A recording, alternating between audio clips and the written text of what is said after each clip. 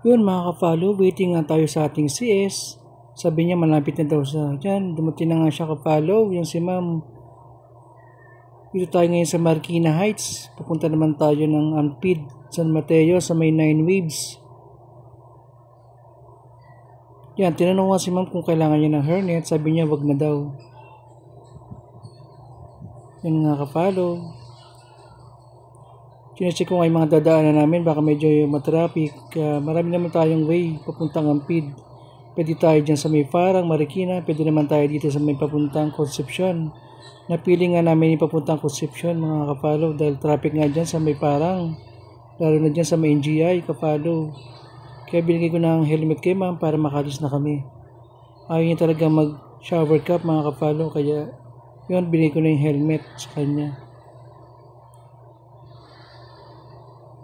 Tapos sinusukat niya kapalo, sinusot ang helmet, nire-ready ko na yung motor para makalis na kami. Medyo mababa nga lang aking motor kaya di na kailangang i-assist si ma'am. Kayang-kaya naman daw niya mupo mag-isa. Yan, umusog nga ako ng konti para makabero siya sa pagpupo.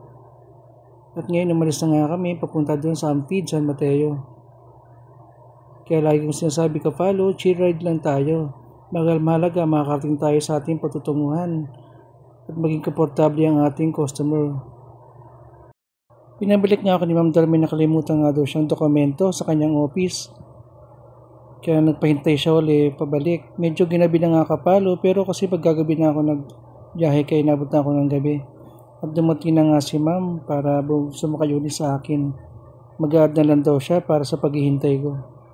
Yan si Ma'am. Binagay ko ulit ang helmet, ayaw niya talaga mag-shower cap. Kaya nintay ko si ma'am mag-prepare, pinadal ko na yung motor para tuloy-tuloy na kami papunta doon sa kanyang destination talaga.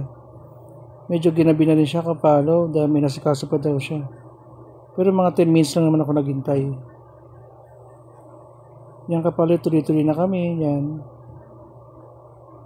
Kaya medyo madilim na rin ang panahon. Kaya konting ingat mga kapalo, lagi tayo mag-adjust. Keep safe lagi. Pag madilim, dapat malakas ang ilaw natin. Medyo malapit na kami sa aming patutunguhan, kaya yan, medyo relax na kami. At sa wakas, nakarating na kami dito sa kanyang drop-off sa may 9 Waves Ampid.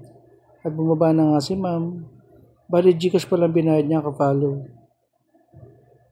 Yan, kaya tuloy-tuloy na siya kapalo. Maraming salamat ma'am sa inyong booking. Sana po mag-book po ulit kayo sa Move It. Maraming salamat. Let's go!